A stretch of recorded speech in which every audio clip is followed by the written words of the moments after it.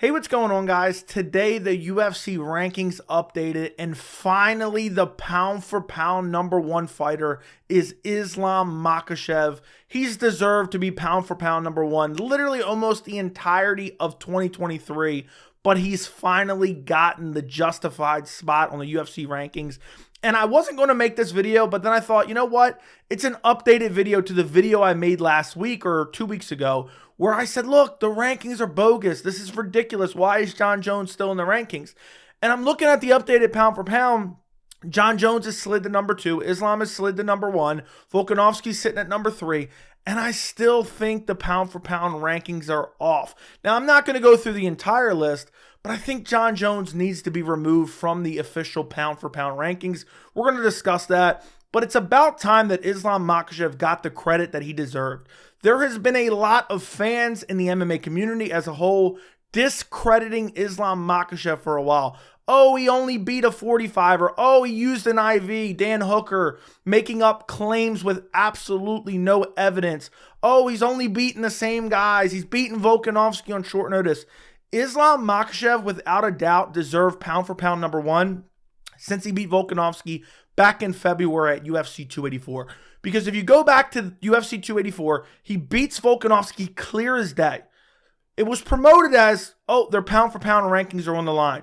He beat Volkanovski. He wins the decision. I know some people weren't happy with the decision, but you were literally smoking crack if you think Volkanovski won that fight. I know Joe Rogan does, the casual Joe Rogan. He thinks that Volkanovski won that fight, and a lot of people agree with Joe Rogan. He did not win that fight. Islam Makhachev clearly won that fight. Therefore, he should have took the pound for pound ranking right then and there in February. For whatever reason, the people who make the rankings, which we'll talk about a little bit in a second, didn't give him the pound for pound #1 ranking. And, you know, I don't feel like there's people that care all that much about the rankings where they get so butthurt over it. But if you want to have any credibility to the rankings, it makes no sense. Pound for pound is if you go up a weight class and you competed at that weight class, your skills would win you the fight. We saw it between Islam Makhachev and Alexander Volkanovski.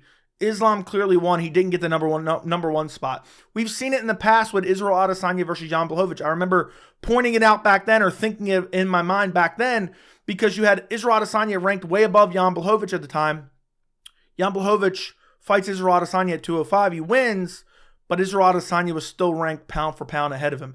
Makes absolutely no sense. When there's a 10-pound discrepancy, or in that case, it was a little bit more, but you get my point. That's a 20-pound discrepancy. You went up. You sized up to the weight class. I don't care if it's your natural weight class or not. And you lost. You know, unless it's a draw, okay, then you can say, oh, well, the smaller guy keeps the ranking because it's a draw. In no way, shape, or form did Alexander Volkanovski win that fight at UFC 284. But then the very next pay-per-view at UFC 285, you have Jon Jones return after a long layoff, hadn't fought since February of 2020. He chokes out Cyril Gane. Then he steals the #1 spot. So now you have Jon Jones at #1. You have Volkanovski at #2. You have Islam Makhachev at #3, which was just crazy to me even at the time.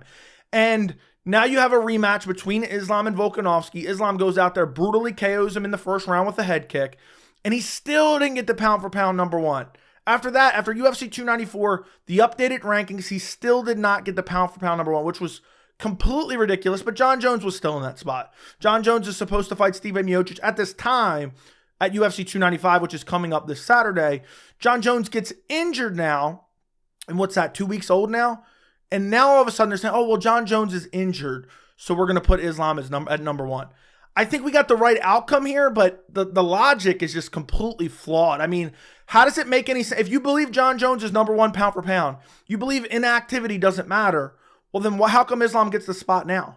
Makes absolutely no sense. He should have gotten the spot anyway. Jon Jones, and I talked about this in the other video, and I'll link it down below. Jon Jones has fought once since 2020. He has fought once since he arguably lost to Dominic Reyes. And we're still giving him the #1 pound for pound spot. At least that was my logic, a week or two ago when I made that video.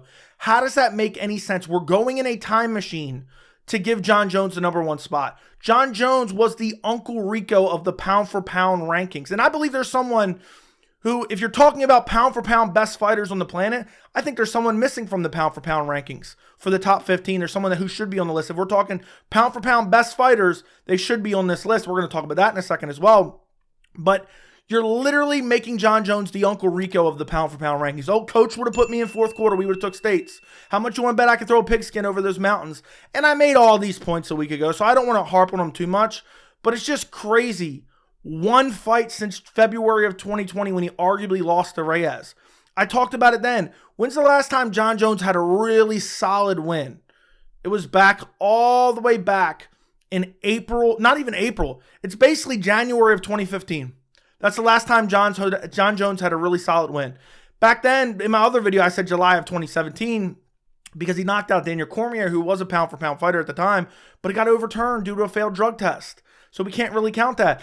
Gustafsson, okay. I mean, Gustafsson at that point in time was kind of on his way out. They just wanted to kind of have that rematch finally. Anthony Smith just got the title fight by default. Thiago Santos got the title fight by default. Arguably lost that one. That was a split decision. I thought he won, but nonetheless, it's not like Santos was a pound-for-pound top-ranked fighter and then arguably lost to Dominic Reyes. So you're going back. You're having a guy ranked pound-for-pound number one for essentially beating Daniel Cormier in 2015, 8 years ago. It's literally the Uncle Rico of the pound-for-pound rankings. And I'm glad that they finally fixed it. I think Jon Jones is one of the best fighters in the world. But when it comes down to the pound-for-pound rankings, it should mean something for activity. You can't just hold the number one spot hostage because you were good back in your heyday. You know, oh yeah, coach would have put me in fourth quarter. We would have took states. It doesn't matter that you went on this crazy run. Like, you go back and you look at Jon Jones's resume from like 2011 to like 2015, he was just... he was on an absolute tear. You know, Lyoto Machida in his prime, Rampage arguably in his prime, took the title from Shogun Rua in his prime, beat up a juiced up Vitor, beat up Rashad Evans, destroyed Chael Sonnen, who didn't deserve a title shot. That one really doesn't matter because Chael Sonnen wasn't that good. Beat Gustafsson in his prime, beat Glover, not necessarily in his prime, but Glover was really good at the time. Beat Daniel Cormier.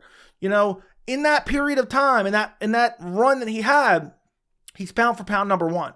You can't take 3 years off, come back, win one fight against Cyril Gane, who literally has no grappling, in the worst division in the UFC, and then all of a sudden you're pound for pound number one. Because you look at Islam Makhachev, I mean, the 3-fight win streak he's on, maybe the best 3-fight win streak in all UFC history. Maybe that's getting a bit hyperbolic. Beats Charles Oliveira, dominates him, submits him. Charles Oliveira ranked pound for pound number 3 at the time. Arguably considered the best submission artist, the best BJJ guy in all the UFC. Islam went out there and dominated him and submitted him. Then he goes up against Alexander Volkanovski in his next fight. Arguably one of the best strikers in the UFC. Definitely one of the best pound-for-pound fighters in the UFC. Arguably one of the GOATs in the UFC. Goes out there, beats him pretty cleanly in a decision. Then he rematches him and head kick KOs him. I mean, the debate is over. It's comparing those 3 wins to Jon Jones choking out Cyril Gane. So it shouldn't have been up for debate, to be quite honest. He should have already been pound for pound number one. But I will compliment them. They finally fixed it. They finally fixed it because you have the people who make the rankings, 93.3 Honolulu, blood and sweat. These are the people. This is the list of the people that make the rankings. In case you're curious, you can pause that and read that.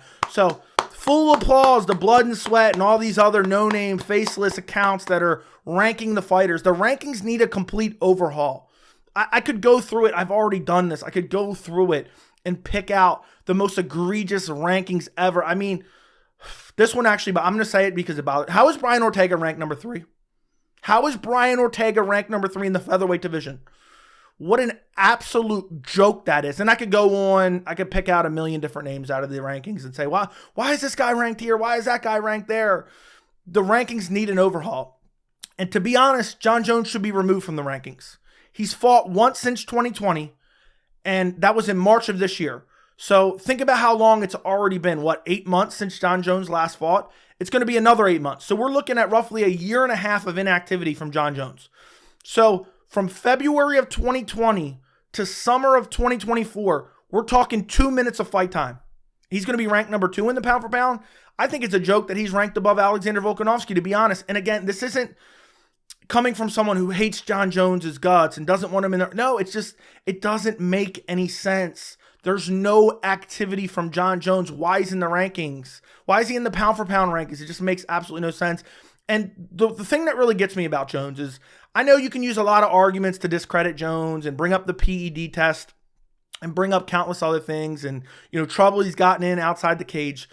But the thing that really, I think, disqualifies Jon Jones from being pound for pound number 1 is the fact that he's not willing to fight up and coming contenders.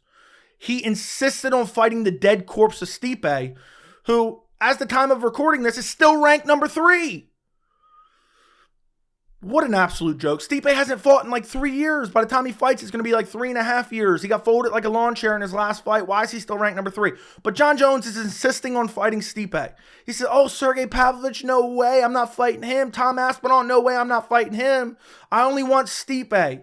So Jon Jones is going to sit out from now March of 2023 to summer of 2024. And the whole time he's going to say, I only want to fight a guy who literally hasn't fought in 3.5 years and got brutally KO'd in his last fight. So that's disqualifying for number 1 pound for pound right there. I've already talked about this ad nauseum, okay?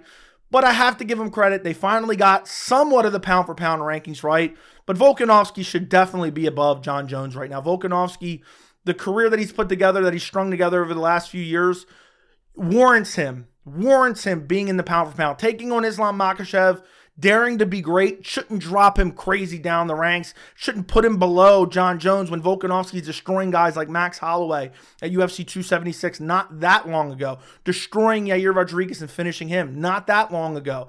Volkanovski should be number 2. There's no doubt about that.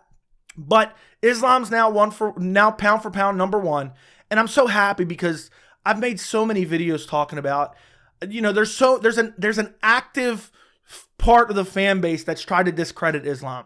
Oh, the Charles Oliveira wasn't himself.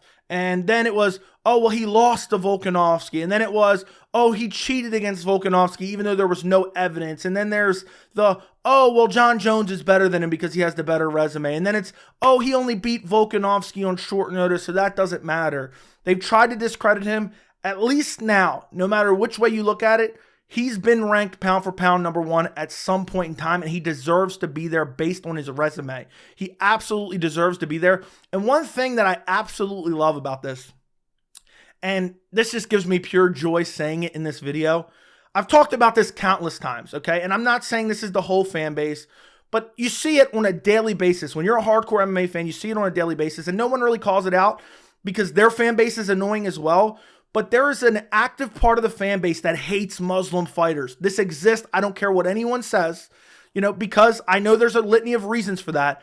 And I know they're pissed. They're like, Islam's number 1 pound for pound. Well, why I oughta. They're just balling up their fist like the meme from Cartoon Arthur. And it just gives me so much joy that now he's jumped up to pound for pound number 1. He deserves to be there.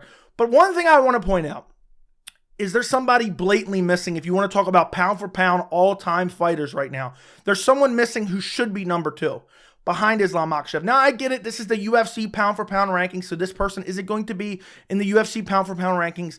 But if you want to talk about MMA as a whole, number 2 pound for pound, arguably even has a case for number 1 pound for pound, should be Francis Ngannou.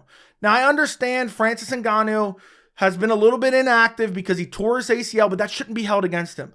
Look at the streak and run he's gone on over the past few years. He hasn't been sitting on the sidelines. The UFC kind of iced him a little bit, but the fact that he went out there flatlined Stipe when Stipe's arguably in his prime or close to his prime.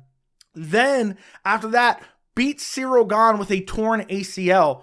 Then the cherry on the top, goes into another sport against Tyson Fury and arguably beats him in a boxing match.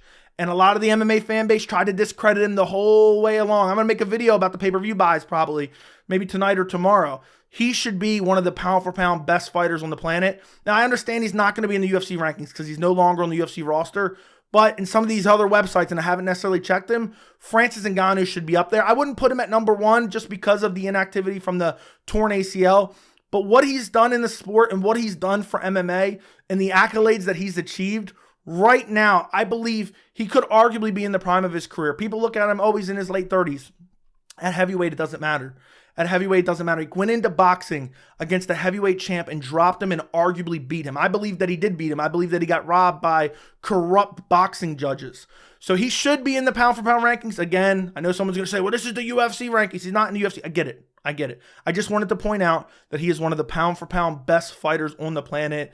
But I'm just happy Islam Makhachev finally getting some credit. Undeniable that he was pound for pound number 1 literally since February of 2023 when he beat Alexander Volkanovski.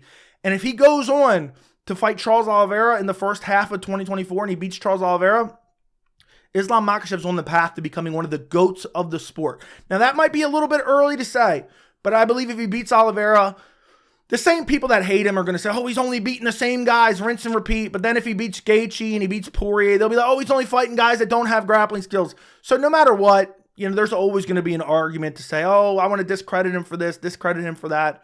But the pound-for-pound rankings are now somewhat justified. So shout out to Blood and Sweat in Honolulu for getting the #1 spot correct, even though I still think there is some, changes that should be made, especially Volkanovski should be sitting in the #2 spot. What he's done over the last couple years is way better and far superior to what Jon Jones has done over the past few years. But let me know what you guys think down in the comments. Don't forget to like the video. Don't forget to subscribe to the channel. And thank you so much for watching.